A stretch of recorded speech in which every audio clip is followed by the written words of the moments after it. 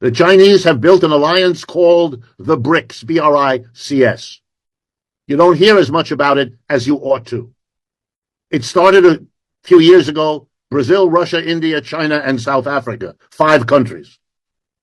A year and a half ago, 6 more joined. And 3 weeks ago, 13 more joined. The BRICS together is more than half the population of this planet. The United States is 4.5%, not 50% of this planet. The total output of goods and services in the BRICS is significantly larger already than the total output of the United States and its major allies known as the G7. The United States, Canada, Japan, Britain, France, Germany, and Italy. So now every country in the world, every company in the world is reassessing and redesigning its strategy for the future.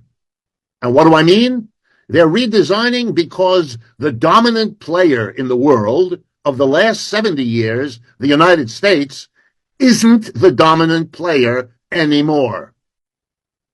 There is a bigger player, richer player in the BRICS, which means if you're going to build a railroad in your country, you don't just go to Washington or London or Paris.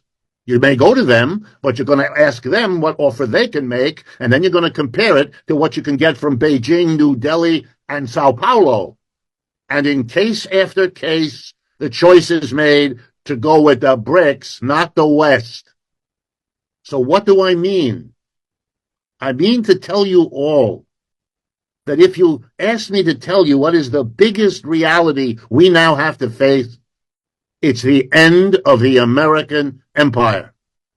What we inherited from the British, because they had the last empire before this one, is now over, and there is zero chance it's coming back. It ought to have been a central issue in the presidential election we just had.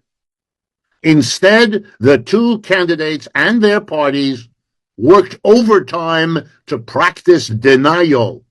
No such a thing.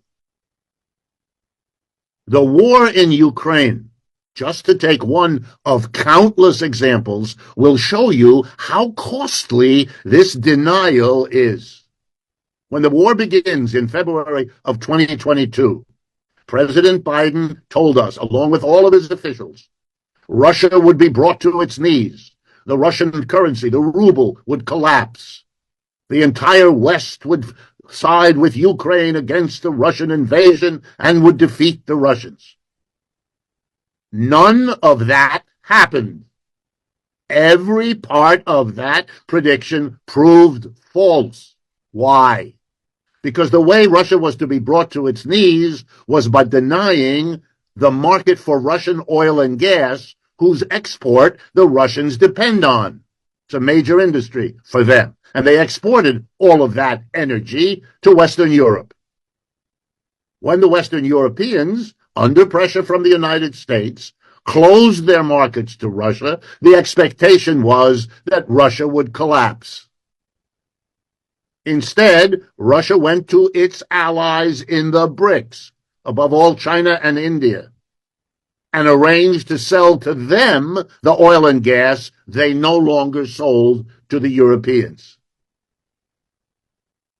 As a result, Russia is growing faster this year than the United States, and it has grown at a faster rate than the United States throughout the war. You couldn't be more mistaken than this. That's what it means if you deny a reality.